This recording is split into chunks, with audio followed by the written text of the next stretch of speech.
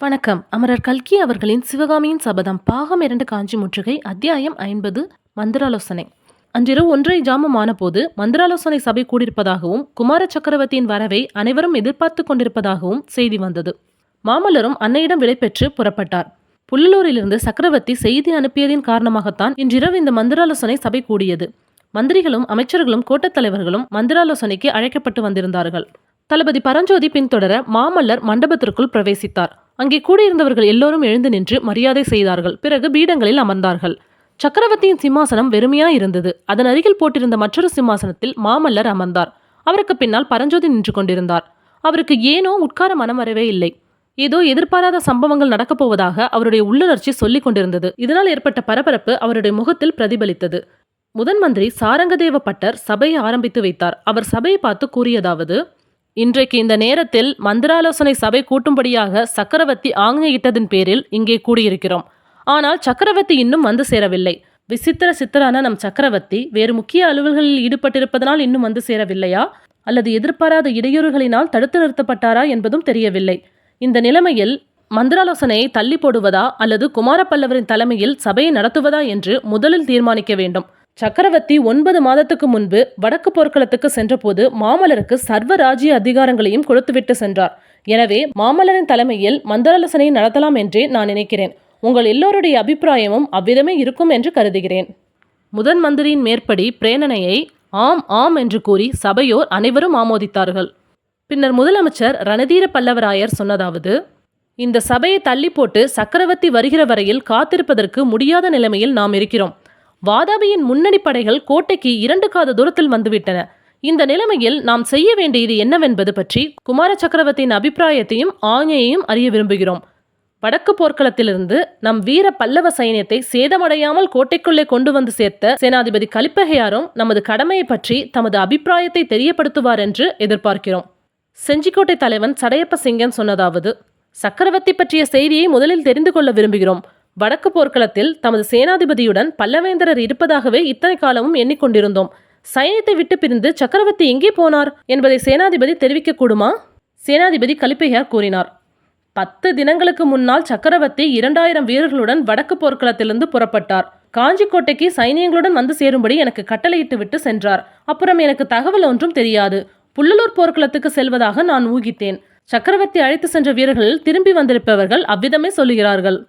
புல்லலூர் போர்க்களம் என்றதும் அங்கிருந்தோர் அனைவருடைய கண்களும் மாமல்லரை நோக்கின. சபையின் நோக்கத்தை அறிந்து கொண்டு மாமல்லர் பேசினார். சேனாதிபதி ஊகித்தது உண்மை. தந்தை புல்லலூர் போர்க்களத்திற்குத்தான் வந்தார். ஆனால் இன்னும் இங்கு வந்து சேரவில்லை என்பது எனக்கு வியப்பாகவே இருக்கிறது. உங்களை எல்லாம் கோட்டை வாசலில் சந்தித்த போது என் தந்தை அரண்மனையில் என்னை எதிர்பார்த்து கொண்டிருக்கிறார் என்று எண்ணினேன். அரண்மனைக்கு வந்ததும் பெரும் ஏமாற்றம் அடைந்தேன். என் அருமை தோழர் பரஞ்சோதிக்கு சக்கரவர்த்தி அனுப்பியிருந்த ஓலையிலிருந்து அவ்விதம் நாங்கள் நினைக்க நேர்ந்தது. தளபதி, எல்லா விவரங்களையும் இவர்களுக்கு சொல்லுங்கள். அவ்விதமே தளபதி பரஞ்சோதி புல்லலூர் போரின் விவரம், துர்வினிதன் தோற்று ஓடியது, அவனை துரத்தி கொண்டு தாங்கள் சென்றது, சக்கரவர்த்தியும் வேறு மார்க்கமாக தெற்கு நோக்கி வந்தது, மாமல்லர் வெள்ளத்தில் அகப்பட்டு கொண்டு மண்டபப்பட்டு கிராமத்தில் ஒதுங்கியது, தாம் அவரை தேடியது, துர்வினிதனை சக்கரவர்த்தி சிறைப்படுத்திவிட்டு தமக்கு ஓலை அனுப்பது ஆகிய விவரங்களை சபையோருக்கு எடுத்து கூறினார். ஆயனர் சிவகாமி விஷயத்தை மட்டும் அவர் பிரஸ்தாபிக்கவில்லை.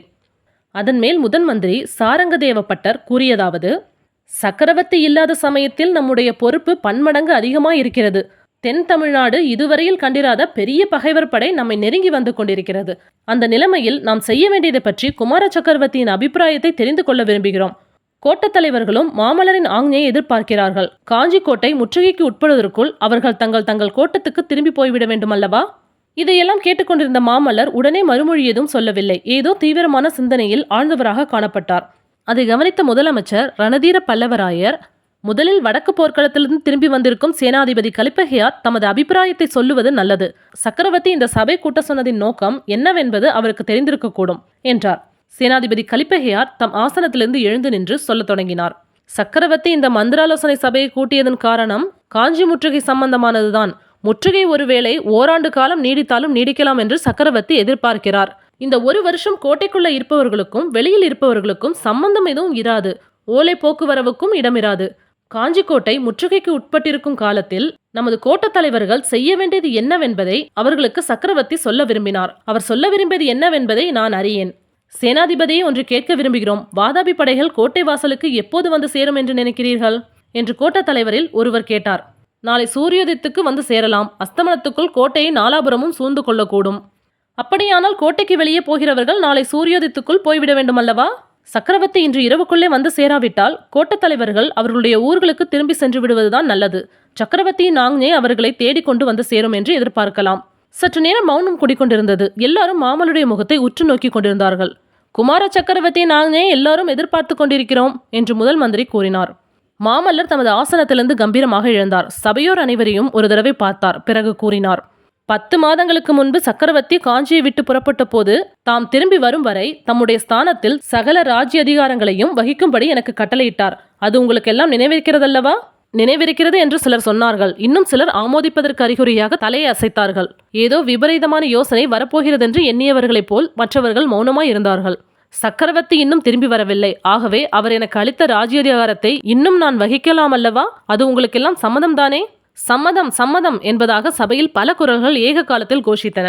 முதல் மந்திரி எழுந்து நின்று, பல்லவகுமாரா, சக்கரவர்த்தி எங்களை ஆலோசனை கேட்கும் போது நாங்கள் எங்கள் கருத்தை சொல்வோம். அதுபோலவே தாங்கள் கேட்டாலும் எங்கள் அபிப்பிராயத்தை சொல்லுகிறோம். தீர ஆலோசித்த பின் தாங்கள் எப்படி கட்டளையிடுகிறீர்களோ அப்படியே நடத்தி வைப்போம். யோசனை சொல்வதற்கு தான் எங்களுடைய உரிமை. ஆணையிடும் உரிமை தங்களது என்றார். சந்தோஷம். நீங்கள் சொல்ல வேண்டிய யோசனை எல்லாம் சொல்லுங்கள், கேட்டுக்கொள்கிறேன். ஆனால் என்ன செய்ய வேண்டும் என்பதை பற்றி நான் முன்னமே முடிவு செய்துவிட்டேன். மந்திரிகளே, அமைச்சர்களே, கோட்டத் தலைவர்களே, அனைவரும் கேளுங்கள். படையெடுத்து வரும் பகைவர்களுக்கு பயந்து கோட்டைக்குள் ஒளிந்து கொள்வது என்பது பல்லவ குலத்துக்கு என்றும் அழியாத அவமானத்தை உண்டு பண்ணக்கூடியது.